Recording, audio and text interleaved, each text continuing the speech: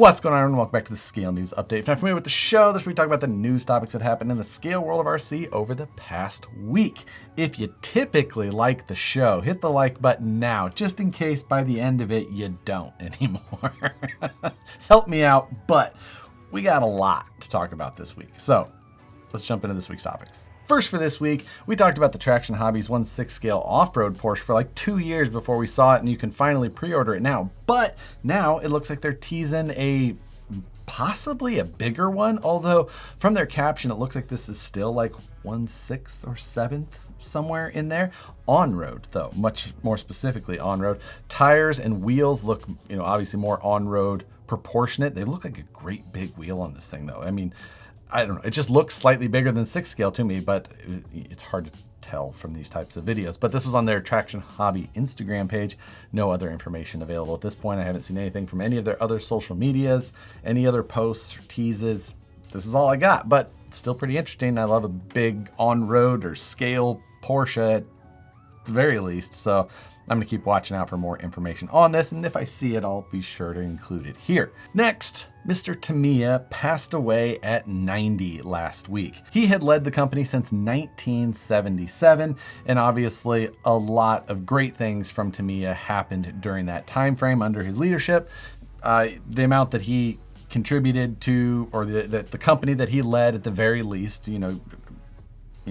giving him the credit for that during that time period is hard to measure as far as the impacts on our world went. Is if you're a super RC fan, the chances that you have interacted or owe something to what Tamiya has done to get us to this point is big. So, a couple of weeks back, we talked about what was your first RC kit or RC vehicle. I think we said kit specifically. I don't remember exactly. But the number of Tamiyas that were people's first experience into RC was probably over 50%. It was definitely my first few RC vehicles. I think I had a TXT and a Clodbuster and then a TLT as far as my progression went, staying with the solid axle theme throughout that time frame. But the number of Tamiyas that I've owned, we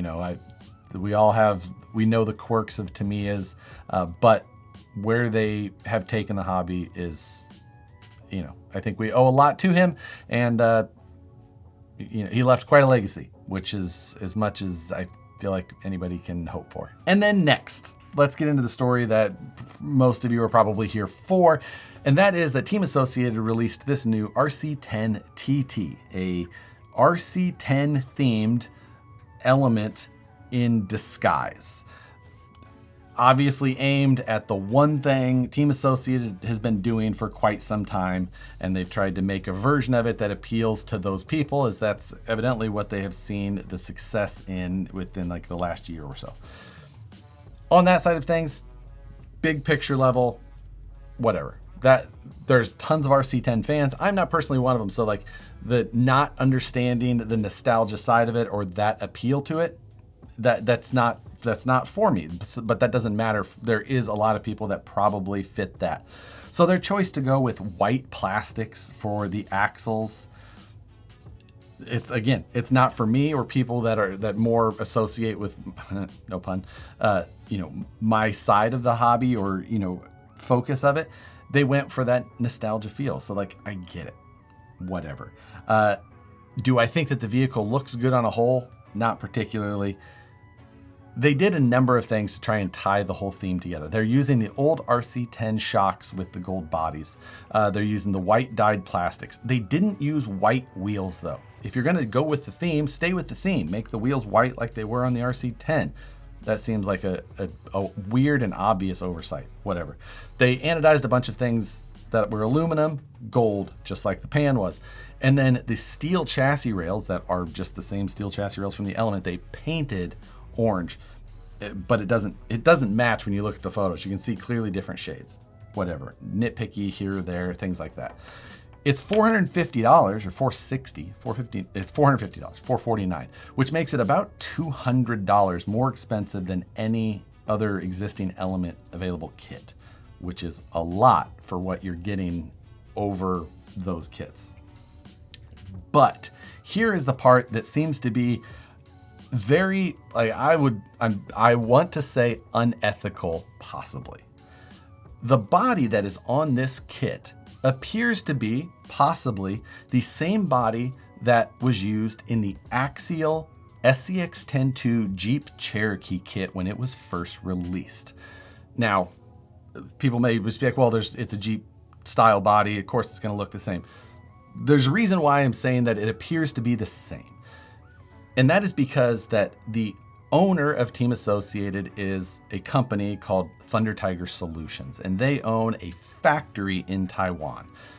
That factory is the same factory that built those Axial vehicles back then. They do not build any Axial vehicles anymore.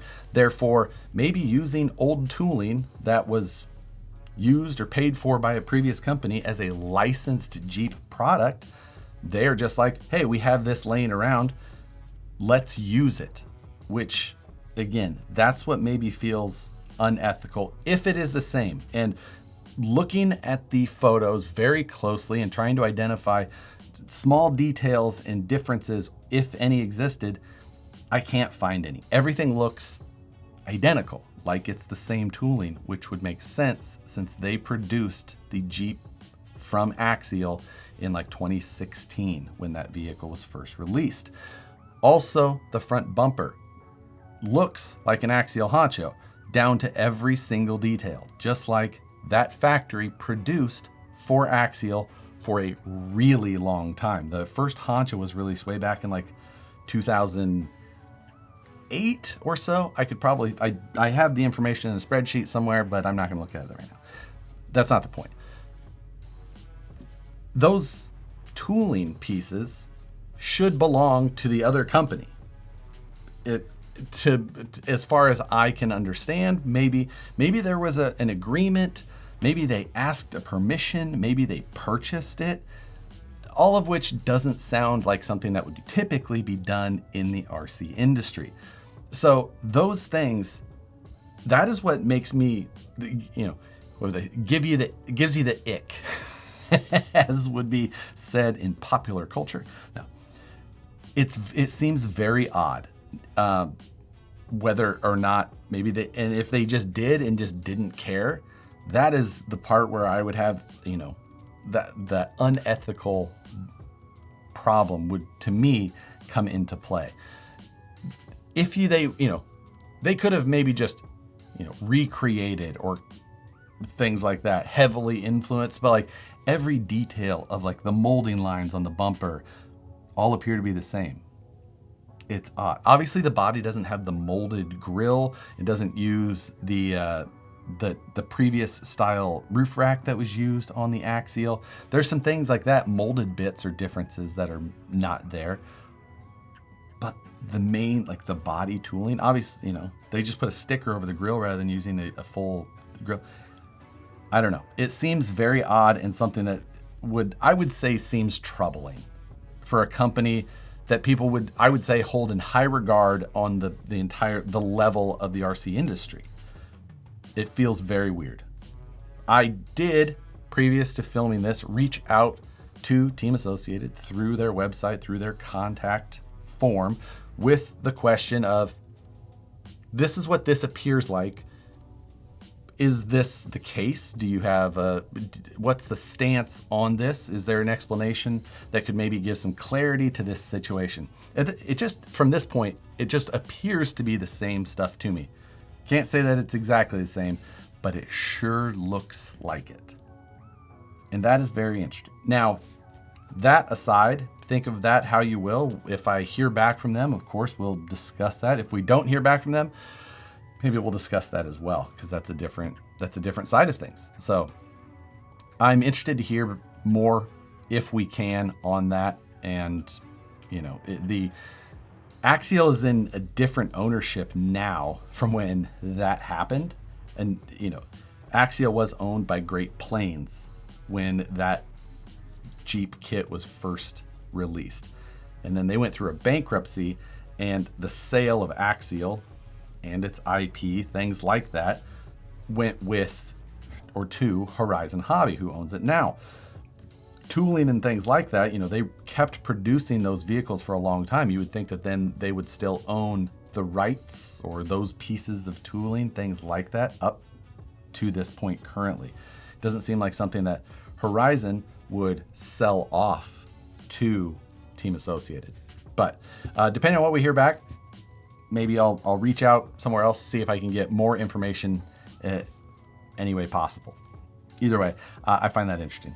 The other interesting part of this whole thing is that this was released by Team Associated, and while there is still Element things on this, it still says Element on the sticker that replaced the hard molded axial grill, possibly. It says Element molded into the portals because these are Element items. They're just done in a white plastic rather than a dyed black plastic. But we haven't seen a new vehicle from Element since October of last year. That was the last time we saw almost anything of note from Element. They've just been, they make a social media post of a car every few days or so. They're still active with that type of thing on the social media side, but the company as far as like development or product release, things like that, is nearly non-existent. We had some steel diff covers or a servo mount, things like that as of late, but that's it. So we know that a lot of the staff that was responsible for Element has left that company, that umbrella, and have gone to other places, both inside and outside of the RC industry. So anything that's been developed for Element in quite some time has come from the overseas factory that owns the company, including like the portals, which had their issues as well. So it just seems like a brand that is in trouble, and this doesn't seem like the step that we would love to see. It wasn't even cross-posted to the Element page. Like, I can get like it's RC10 themed, it carries an RC10 name, yeah, put it there, but like not cross-branding it at all, like being like, yeah, it's this Element Enduro with this, or the RC10. It just seems like they're, are they going to try and transition the brand away from Element? Do they feel like they should have just stayed with their original name? And they're just going to kill off that? Or are the Element vehicles in general, which are older and more outdated, are they just going to be like, we're not really interested in trying to catch this brand up, and they're just going to, get it a 2-bedroom apartment with Vitera? So I don't know. It's an interesting thing. You guys have to let me know what you think of this situation. What do you think of the kit? Does the nostalgia side of it, does it grab you? Or do you just find it to be like a head scratcher, like, parallel universe type situation like I do? I don't know. Wild to see it though. Love to hear what you think about that story. And if you're interested in hearing me scratch my head on that story anymore, you can check out the channel membership, where there's an extension of this show called Afternoons Delight, where we go back and talk about some of these stories. This one is going to be one of those stories. Channel membership also helps support the channel a little bit extra. You do get those extra videos like Afternoons Delight. You get videos in advance like Scale News Update. You get the night before. And most of the other videos that I do, you get to see days or sometimes weeks in advance, depending on when they get uploaded. But if you're interested in any more information in that, I'll put a link down in the description below. Thanks to all the channel members, and thanks to everybody who watches all the videos regardless. This Wednesday, 6 p.m. Pacific, 9 p.m. Eastern, Matt and I are both traveling to different places this time, so we are going to still attempt to do a show, but it could be more brief. It could be only one of us. We're going to do our best to get something out there for you guys, and just to make sure that we keep this streak going of, what are we in our 6th year of this with never missing an episode. So we're not going to miss it. And if you work for an RC company, like to see any of your products on the Scale News Update, shoot me an email to news@harleydesigns.com. Include a photo, a description, and a link to where it can be found on your website, and I'd love to take a look at it, see if we can get it here in the Scale News. This week, Redcat released a new version of their Ascent 18 with the brushless, and this is just called the Rock Crawler. That's how it's labeled. Ascent 18 brushless rock crawler. I mean, on like the web search SEO side of things, could work pretty well. It's an odd way to name it. It felt like it was like they're missing. Like, I mean, we all know what it looks like. Whatever, not mad at that. Either way. The Ascent 18 platform underneath is a solid platform. Having a brushless, especially at the low price point that Redcat is offering, is a great deal.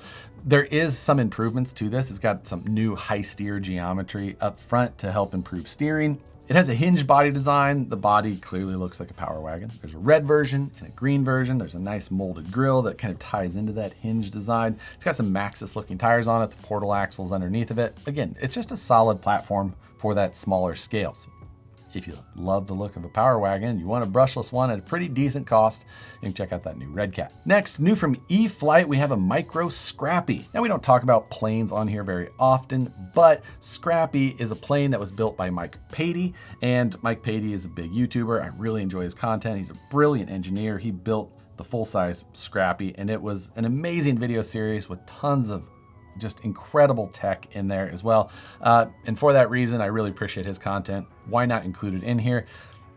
I mean, I'm always tempted to buy planes. I never do because I barely have enough willpower, but this thing looks fantastic. Draco, which maybe you saw previously from Horizon, that was also Mike Patey's plane. He did crash that one. But Scrappy is super cool.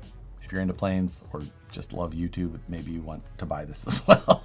Speaking of something else we don't talk about very often, monster trucks, but like the basher type.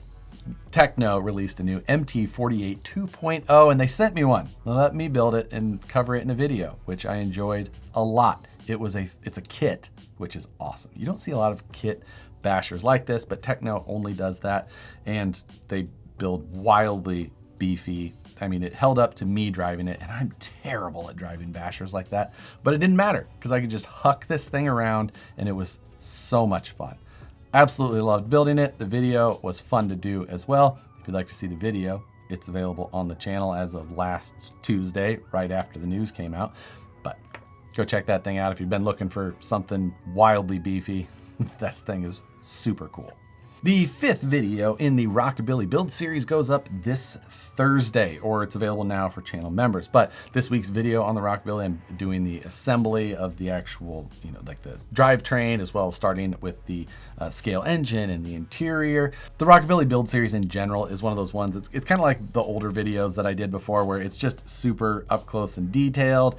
It's not maybe as made for as much entertainment as it is just information. Lots and lots of information throughout these videos. But if that's the type of video you're looking for, then you can go watch that whole series where I fabricated the entire cage, welded it, bent the tubes, the whole thing, and now I'm working on finishing it to an actual completed vehicle. But anyway, that'll be up this Thursday. You can go watch the previous 4 videos already. RC4WD Drive this week released an updated version of the Gelande 2. It appears. I can't 100% tell what has been updated on this. It's still the 2015 D90 body. Defender D90 is what those things are. It does have an engine bay up front, which I had to Google a photo of a 2015 D90 engine bay to see if it was fairly close, which it is.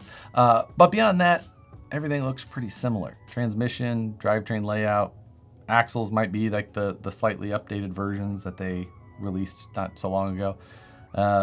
But that's kind of where the update part of it ends, I think.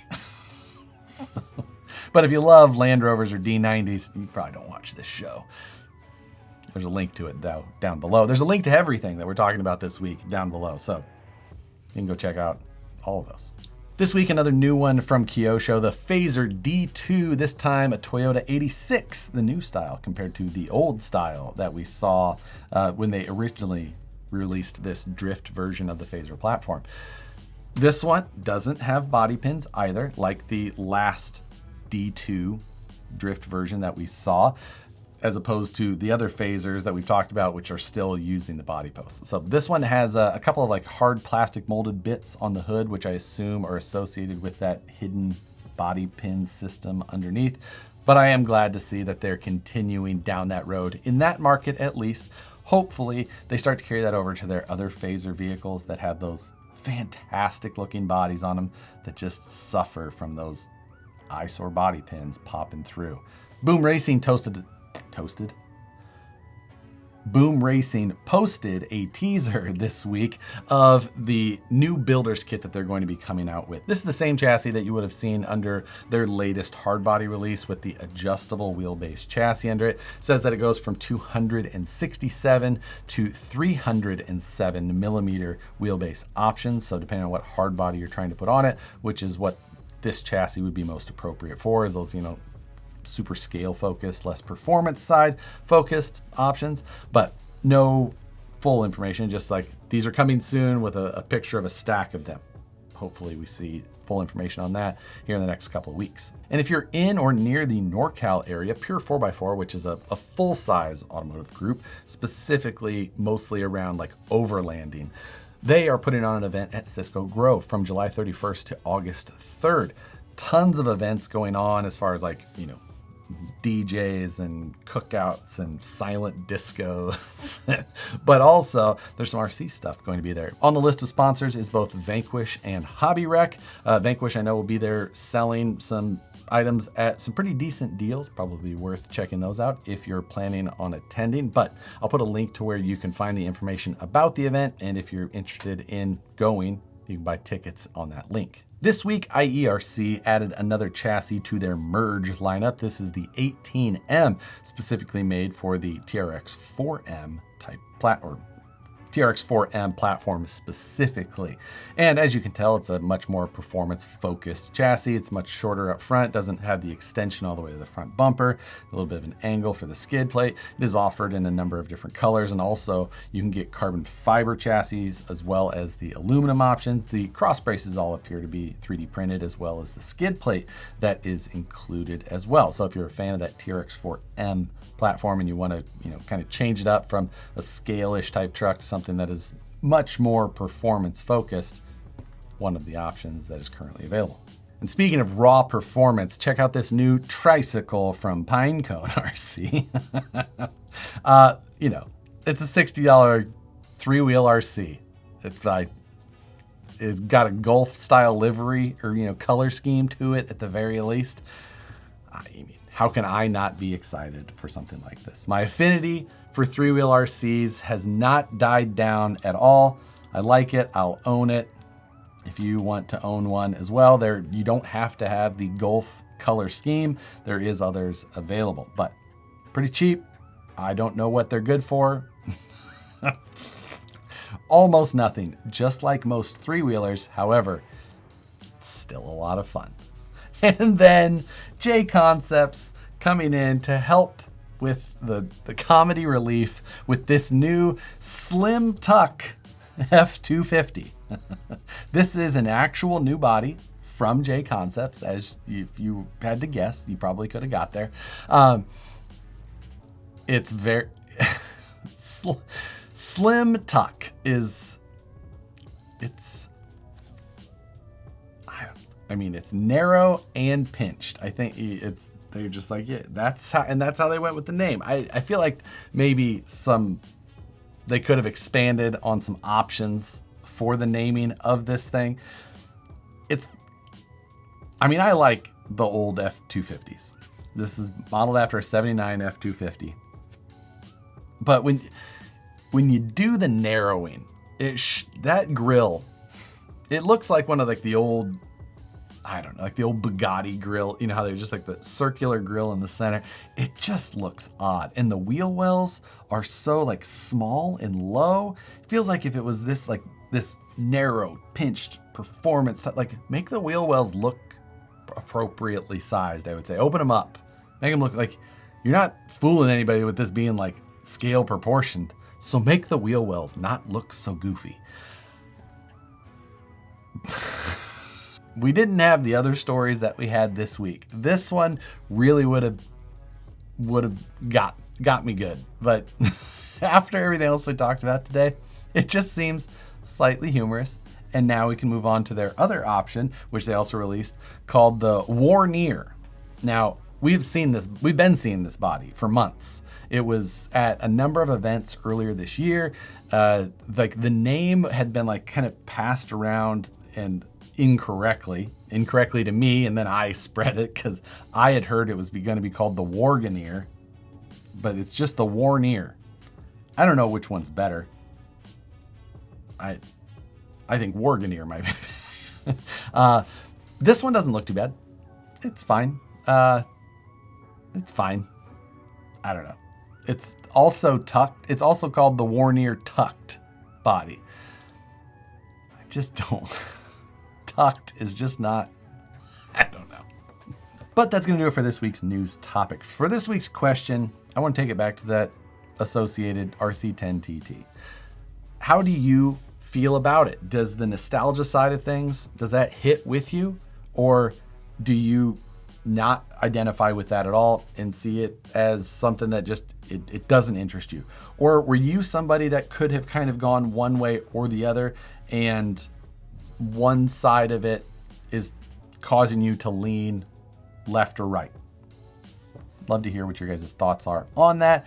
Truly something that makes me, look closely at the release. So super interested to hear what you guys have to say about it. But that's going to do it for this week's news. What a doozy. I appreciate all of you for watching. If you liked it, hit the like button. If you didn't, I'm sorry.